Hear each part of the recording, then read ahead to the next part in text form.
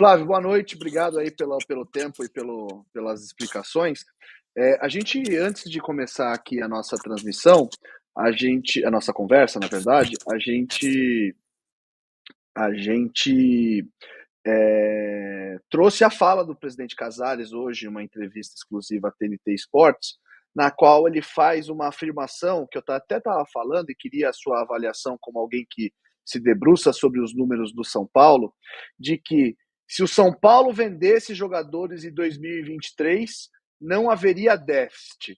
É uma afirmação bastante, para dizer o mínimo, otimista, né? Que eu estava falando aqui com o Maurício, né? Quantos jogadores que o São Paulo tem que comporiam aí, por exemplo, esse déficit total da gestão na ordem aí dos 400 milhões de reais, ou mais especificamente até o déficit do último ano de 260 milhões de reais. Então, eu queria entender como que essa justificativa, digamos, populista, ela é recebida pelos conselheiros e como que foi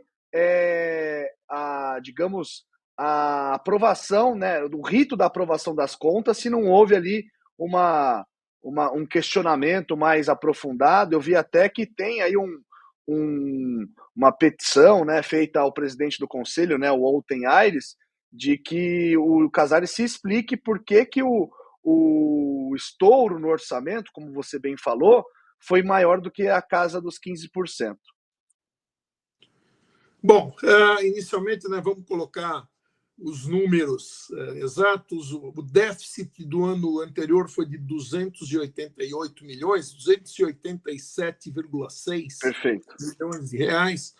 E, definitivamente, o presidente Casares é um bom comunicador, mas a precisão dos números definitivamente não é uma característica, um ponto forte dele.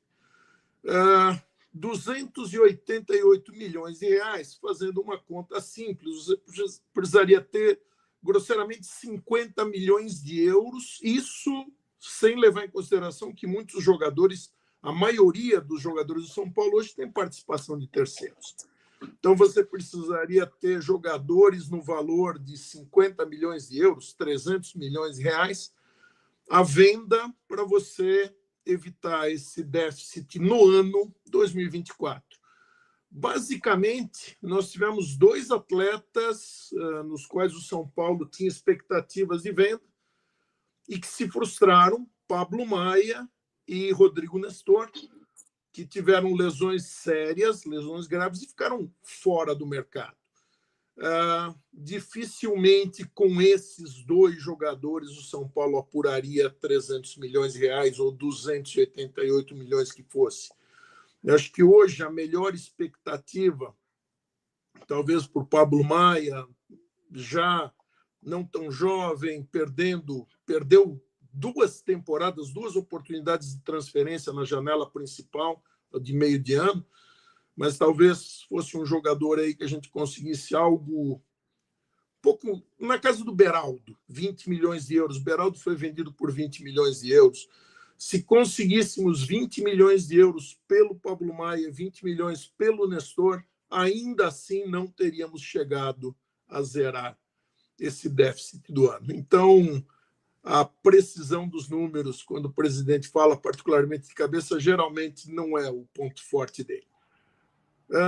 A pergunta sobre o estouro do orçamento. Sim, houve um estouro, isso está nos demonstrativos financeiros, isso está no relatório de administração, considerando-se apenas as despesas operacionais, aquelas que são administradas pelos gestores.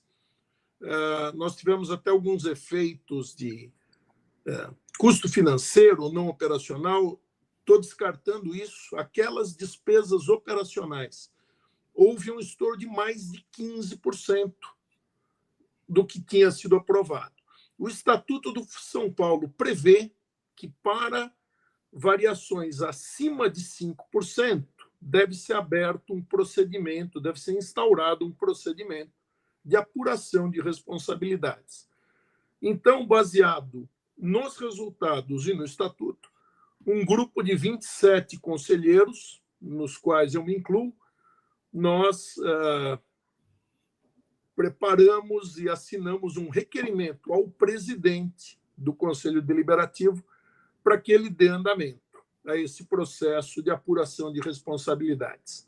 Então, isso hoje está nas mãos do Olten Ares de Abreu Júnior, presidente do Conselho Deliberativo, que está dando andamento ao processo. Infelizmente, ele está tratando desse processo dentro de um sistema que nós chamamos o Geolink, que é são documentos sigilosos. Então, o que vai para o site do São Paulo, eu posso comentar com vocês. Tudo que são demonstrativos financeiros são públicos, eu posso esmiuçar. O que está no sistema sigiloso, infelizmente, eu não posso comentar com vocês. Eu posso comentar que existe, sim, porque o Olten já deu uma entrevista, inclusive a semana passada, para um portal falando sobre esse processo. Ele existe, está em andamento. Gostou do vídeo? Então deixe seu like, compartilhe com amigos e se inscreva no canal para receber mais conteúdos como esse.